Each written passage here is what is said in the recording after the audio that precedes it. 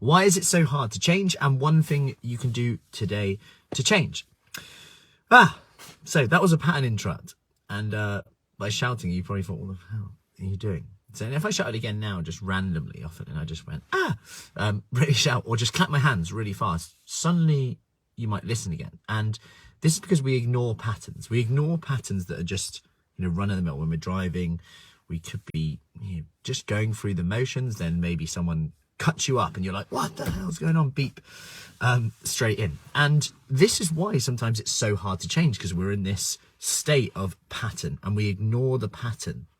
So this is where we need to put things in place to change our environment and create an environment that bodes well to make those changes. So, for example, what we've been doing in our pre-Christmas habit challenge is looking at our surroundings, looking at our environment, and something that we'll be going over as well. But we know that keeping cereal out on the side, like fizzy drinks out on the side, things like that, are associated with people who are heavier than people who compared to that have a fruit bowl out on the side. Having your fruit bowl like within the middle of the kitchen, so it's hard to avoid the fruit bowl, means you're less likely to be overweight than people who don't.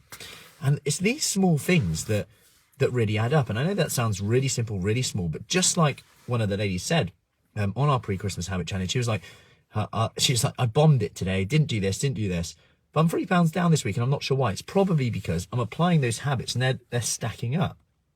And it's like, yeah, absolutely. You don't have to do it all to see results. And actually those small habits compounded are what get results. So consider this today. How can you interrupt your pattern today is what I mean. It could be that every time you walk under a door frame today, you take a deep breath in. In for the nose, out for the mouth. You have a glass of water by your desk today.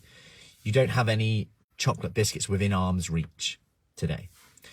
Like whatever it is, it could be that today your pattern interrupt is every time you go to the loo, you walk to the further away one. You walk up and down the stairs if you work from home, then go to the loo.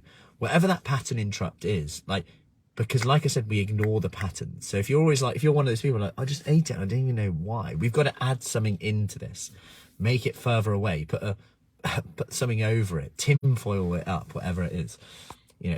We're more likely to eat something that we can see. So if, say, for example, leftover cheese is in an opaque container, you're less likely to pick at it than if it's in something that's see-through, transparent.